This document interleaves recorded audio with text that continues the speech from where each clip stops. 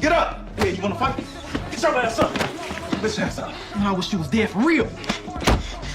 Don't you ever in your fucking life say some shit like that to me again, nigga. Bring your motherfucker. Y'all, episode 5 is about to be the most intense episode of season 8. Nuck's secrets are no longer safe.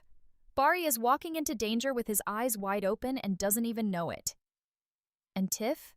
She is so close to finding out the truth that it's almost painful to watch. This is the episode we've all been waiting for, and trust me, after this one, nothing is going to be the same. Right, guys, let's get into it because the trailer for episode 5 of the Chi season 8 is giving us so much to break down.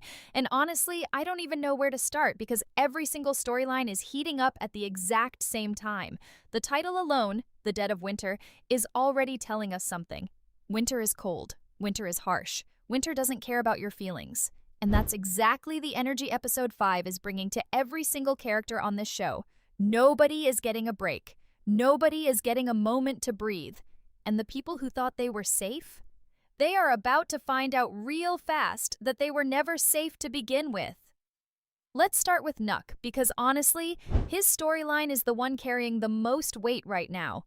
For so long, Nuck has been operating like he's untouchable. He's been moving around this city doing whatever he wants, hurting whoever gets in his way, and somehow managing to keep it all together on the surface. But that surface is cracking, guys. It has been cracking for a while now, and episode 5 looks like the episode where it finally shatters. The people around him are slowly but surely piecing together what he did to Rob. And once all those pieces are in the right hands, Nuck's entire world is going to come down on him like a ton of bricks. He's not just dealing with one threat anymore. He's dealing with multiple fronts closing in on him all at once, and that is a position that even the most calculated person in the world cannot survive forever. Nuck has been smart, no doubt about that. But smart only gets you so far when the truth is already out there and the clock is ticking. Now, here's the thing about Tiff that makes this whole situation so gripping. Tiff is not stupid. She has never been stupid. She has been in denial, yes, but there is a difference between being stupid and being in love with someone you thought you knew. Tiff has been trying so hard to hold on to what she thought she had with Nuck, trying to believe the best in him, trying to push those gut feelings aside and just move forward. But deep down, she already knows something is wrong. You could see it in her face in episode 4. You could see it in the way she looked at him, like she was searching for something she was terrified to find.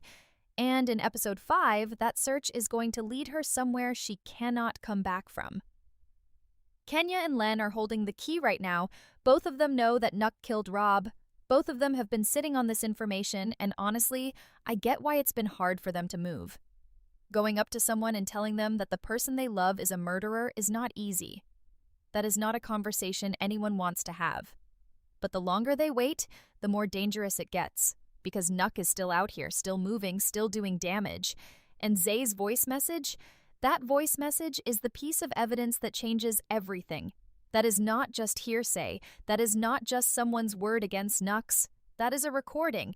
And when Tiff hears it, guys, I'm telling y'all, she is going to lose it completely.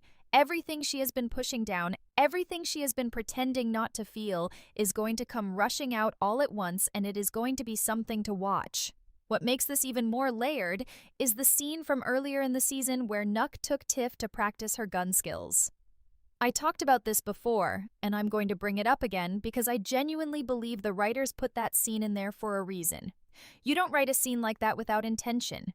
You don't show a woman learning how to shoot, guided by the very man she's about to find out is a killer, without that meaning something for the story down the line. The narrative is building towards something, and I think we are getting very close to the moment where Tiff uses everything Nuck taught her against him. And look, as wild as that sounds, it actually makes perfect sense for her character. Tiff is not the type to just fall apart and cry in a corner. She is the type to take action. She is the type to do something about it. And when the truth about Rob fully hits her, that action could very well be the end of Nuck once and for all. And honestly, I'm ready for it. I've been ready for it. Because Nuck has been causing damage on this show for way too long, and the people around him have paid too high a price for him to just walk away clean. Victor and Tiff getting a real shot at each other has been something fans have wanted for a long time, and the only thing standing between them and that future is Nuck. So if Tiff is the one who finally takes him out, then that is not just a plot moment. That is a full circle moment. That is the story giving Tiff her power back after everything she's been through, and I think it would be one of the most satisfying things this show has ever done. Now let's shift over to Bari, because his situation is just as tense, maybe even more so, when you think about how vulnerable he actually is right now. Bari made the move to leave Nuck behind and start fresh. That was the right decision. Nobody is arguing that.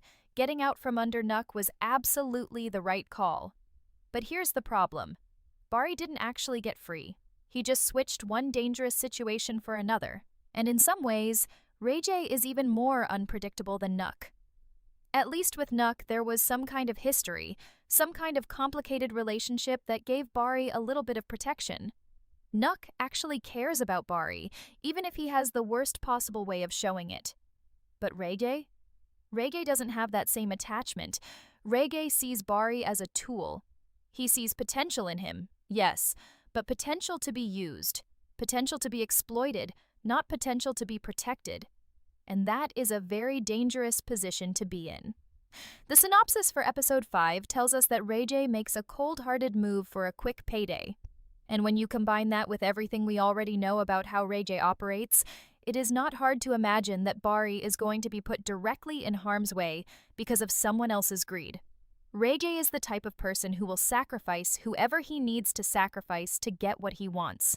He doesn't lose sleep over it. He doesn't feel guilty about it. He just moves on to the next thing. And Bari, who is still trying to figure out who he is outside of the streets, is not equipped to see that coming. He thinks he's making a lateral move. He thinks this is just a different kind of hustle. But he doesn't fully understand yet that Rege is playing a completely different game, and the rules of that game don't protect people like Bari. And then there's Raffi. Guys, we cannot overlook what happened in episode 4.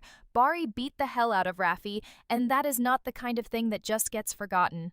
That is the kind of thing that sits in a person's chest and grows into something much darker and much more dangerous over time. Raffi is going to want payback. That is just human nature. And whether it comes in episode 5 or a few episodes down the line, we all know it's coming. The question is just when and how, and the worst possible timing for that payback would be while Bari and Len are not on good terms, because if something happens to Bari while he and Len are estranged, that is going to haunt her in a way she won't be able to shake. She's going to spend the rest of the season, maybe the rest of her life, wondering if things would have been different if she had just let him back in. Speaking of Len, her storyline in episode 5 is one that I'm genuinely invested in because she is in such a complicated position right now. She kicked Bari out, and she was right to do it. She's been patient. She's been understanding. She's given him chance after chance, and she's done it because she loves him and she sees who he could be. But at some point, love is not enough to keep you in a situation that keeps hurting you. Len hit that point, and she did what she had to do, but that doesn't mean it doesn't hurt. And it doesn't mean she stopped caring about what happens to him. The synopsis tells us Bari reaches out in an attempt to soften Len's cold shoulder, and the way I see it, Bari is going to come to her with something real this time. Not just words, not just promises, but something that shows her he's actually willing to change his life for good. Whether she accepts that or not is the real question, and I think Len is going to make him work for it this time, because she's learned the hard way that words without action mean nothing. What Len is also carrying right now is the knowledge about what Nuck did to Rob. She's holding on to that, trying to figure out the right time and the right way to bring it to Tiff, and that is its own kind of weight. Knowing something like that and not being able to just say it, having to wait for the right moment, having to make sure you have everything in place before you drop a bomb that is going to change someone's entire life, that is exhausting. But I think in episode 5, she and Kenya are finally going to do it. They're going to go to Tiff together, and now, let's get to the one storyline on this show that actually makes me smile, and that's Kesha and Amit. Because amid all this chaos, amid all the danger and the secrets and the heartbreak, these two are somehow managing to build something real. And I love them so much for it. Their relationship has been tested over and over again this season. It feels like every time they get to a good place, something comes along and shakes the foundation. But what's beautiful about them is that every single test has made them stronger instead of breaking them apart. They keep choosing each other, they keep fighting for each other, and now they're on the same page in a way they've never been before. Hair going to play her what Zay left behind, and after that, there's no going back for anyone. The synopsis says that a bold parenting decision brings them even closer together in episode 5, and honestly, I think this is exactly what their relationship needed. Parenting is one of those things that either tears couples apart or brings them together in the deepest way possible, and for Keisha and Emmett, it's bringing them together. They're thinking the same way. They're making decisions as a unit. And the fact that they're both apparently thinking about proposing to each other? That is the energy this show needs right now. That is the light in the middle of all this darkness. We are getting a wedding in Season 8, guys. I really believe that. And I cannot wait to see it happen because these two have earned it more than anyone else on this show. Kesha and Emmett matter so much to the overall balance of the chi because without them, this show would be almost unbearable to watch. Every other storyline is heavy. Every other storyline is dangerous and painful and full of tension. But Kesha and Emmett remind you that good things are possible even in the middle of a city that seems determined to tear itself apart. They keep the heart of the show beating. And in Season 8 specifically, with everything that's happening around them, their love story is the thing that makes you want to keep watching. You want to see them win. You want to see them get their happy ending. And episode 5 looks like it's going to give them a big step in that direction. Alright, let's talk about Jake, because his arc in episode 5 is one that I've been waiting to see develop for a while now. Jake has been in a really complicated space ever since Victor got locked up. When he thought his brother was dead, something in Jake shifted. He pulled back. He became more careful, more measured, less willing to make moves that could blow up his future. And when Victor came back, Jake was just so relieved that he didn't push too hard on anything. He was just grateful his brother was alive. But that grace period is over now.